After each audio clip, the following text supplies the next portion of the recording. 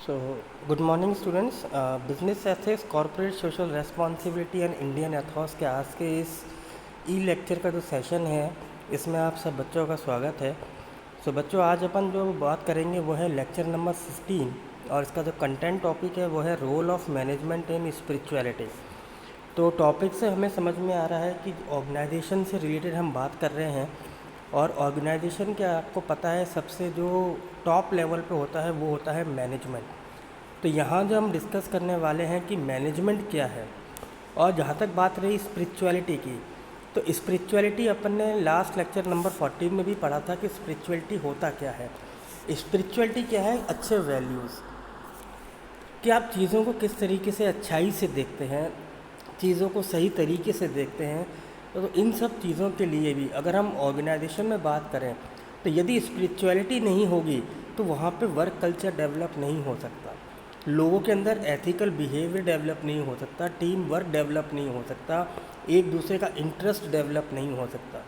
तो इन सब चीज़ों को डेवलप करने के लिए या इस वर्क कल्चर को डेवलप करने के लिए ज़रूरी है कि आपका जो मैनेजमेंट है टॉप लेवल का वो अपने ऑर्गेनाइजेशन के अंदर स्पिरिचुअलिटी के कंसेप्ट को डेवलप करे।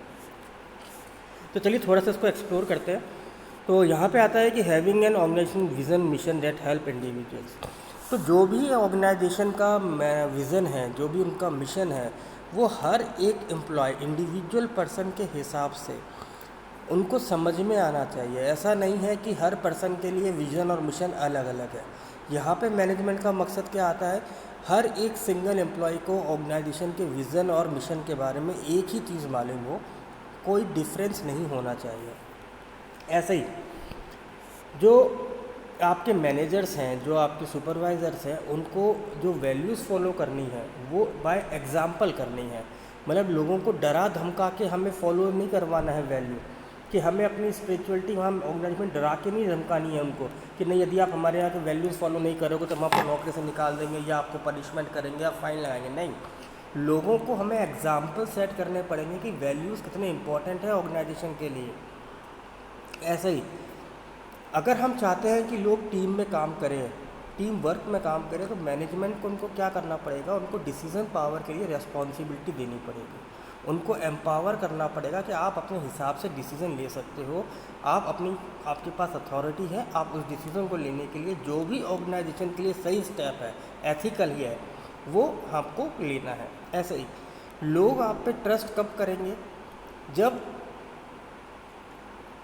आप उनके बीच में रह के ये साबित कर रहे हैं कि आप ट्रस्ट के लिए एलिजिबल हैं, आपकी जो स्किल्स है, आपकी जो क्वालिटी है, आपकी जो नॉलेज है, वो आपने मेहनत करके अर्न करी है, और ये स्किल, ये नॉलेज के बेसिस पे लोग आपके ऊपर ट्रस्ट कर सकते हैं।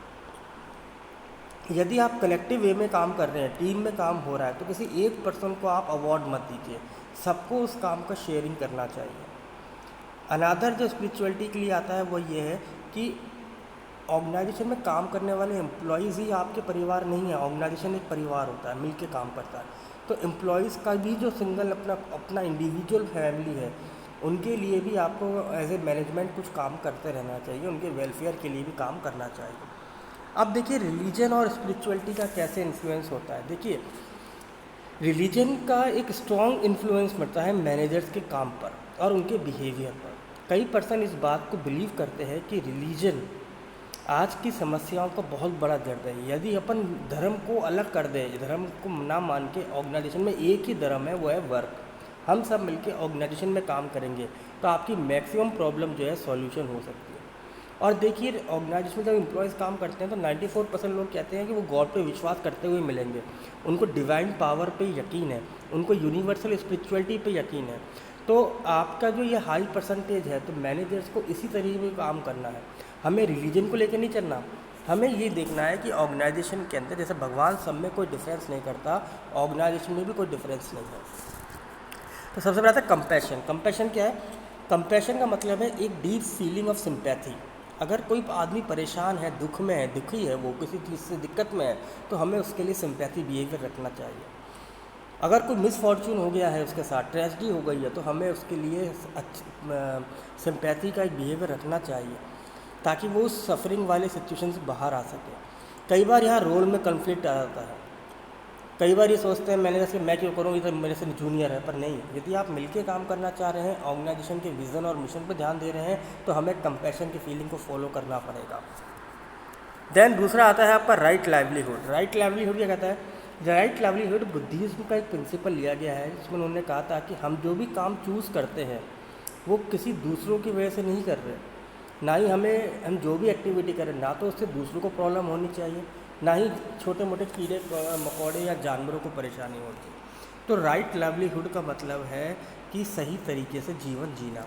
अकॉर्डिंग टू बुद्धिज्म ये जो प्रिंसिपल है, उन्होंने कहा कि ये तभी हो सकता है जब हमारे अंदर एक अच्छी प्योर स्पिरिचुअल फीलिंग हो, हमारे अंदर वैल्यूज़ हों। देखिए कई सारे स्पिरिचुअल ट्रेडिशन हमने देखे हैं, जैसे कि अगर जब भी कोई प्रॉब्लम फेस करनी होती है, जो भी, चाहे वो जॉब के रिगार्डिंग हो, चाहे इंडस्ट्री के रिगार्डिंग हो, चाहे ऑर्गेनाइजेशन को करनी पड़ रही हो, तो हमें सबको मिलजुल के उस प्रॉब्लम का सॉल्यूशन करना चाहिए। ऐसे एग्जाम्पल हम देखते हैं कि एक स्पिरिचुअल वैल्यू जो है एक मैनेजर के थ्रू ये कहती है कि हमें एक एनवायरनमेंट, एक सपोर्टिव वर्क कल्चर डेवलप करना चाहिए। इससे जो भी आपकी पोजीशनिंग है, हमें वो कॉन्फ्लिक्ट में नहीं डालनी है। हमें, हमारा मतलब है ऑर्गेनाइजेशन के अंदर म्यूचुअल ट्रस्ट डेवलप करना, मिल के काम करना। तो यहाँ हमें उस चीज़ को क्या करना है कि हर एक पर्सन जो एम्प्लॉय है, चाहे वो छोटी से छोटी पोस्ट पर हो, चाहे ऊंची से ऊंची पोस्ट पर हो, हर पर्सन को राइट लाइवलीहुड का अधिकार है, और यहाँ हमें उनको वो चीज़ प्रोवाइड करनी है, उनके लिए क्वालिटी वाली चीज़ें देनी है। देन आता है सेल्फलेसनेस सर्विस। हिंदू मान्यताओं के अनुसार सेल्फलेस सर्विस कैसे हो सकती है? सिर्फ काम के थ्रू हो सकती है, जिसको हम कहते हैं कर्मयोग। यानी कि आप जो भी काम कर रहे हैं वो प्रायोरिटी पे कर रहे हैं। कई हिंदू लोग इस बात को कई बार मैनेजर्स को ये चैलेंज फेस करना पड़ता है कि जब भी हम कोई काम करते हैं तो उसमें कुछ ना कुछ ऐसी सर्विसेज आती हैं जो कि कुछ ख़राब कर जाती हैं चीज़ें। तो यहाँ पे हम लोग क्या कह रहे हैं कि देखिए फ्यूचर किसी के हाथ में नहीं है। आपको यदि आउटकम की चिंता करनी है तो आप आज का प्रेजेंट नहीं कर पाते, क्योंकि फ्यूचर तो आपने देखा ही नहीं है। फ्यूचर के बेसिस पे तो आप काम मत करिए। आपके लिए जो काम करना वो ये कि आपको अपना काम सही तरीके से प्रेजेंट में करना है, तो आपको किसी पे डिपेंडेंट भी नहीं रहना है। और देखिए इसमें क्या है कि कई बार हम लोग कहते हैं कि सेल्फलेस सर्विस के अंदर जहाँ पे कोई स्वार्थ नहीं है, वहाँ पे को डिपेंडेंसी का फॉलो आता है रील, कि आप एक दूसरे पे डिपेंडेंट हैं, इसलिए आपको स्वार्थ को हटाना पड़ेगा। ऑर्गेनाइजेशन में हर पर्सन का टास्क दूसरे पर्सन से रिलेट करता है। यदि हम वहाँ पे स्वार्थ को पूरा करने के लिए कि नहीं मैं तो काम लास्ट में करूँगा, नहीं मैं काम पहले कर लूँगा, नहीं ये काम मैं अकेले खुद करूँगा, तो वो काम का रिजल्ट हमेशा नेगेटिव आएगा, ऑर्गेनाइजेशन के लिए बेनिफिशियल नहीं होगा। Then work as a meditation.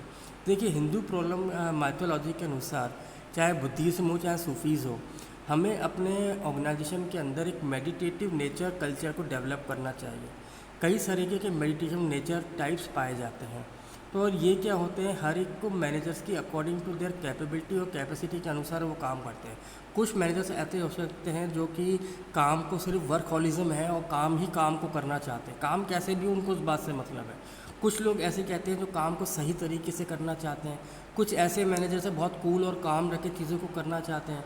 कुछ ये है कि नहीं हरी में करना चाहते हैं, बहुत जल्दबाजी में काम करना चाहते हैं। तो समझ लीजिए वर्क क्या है, एक मेडिटेशन है, और मेडिटेशन हमेशा धीरे धीरे और आराम से ही किया जाता है। तो यही था बच्चों आज का टॉपिक। आई होप कि आपको ये टॉपिक समझ में आया होगा। Thank you very much.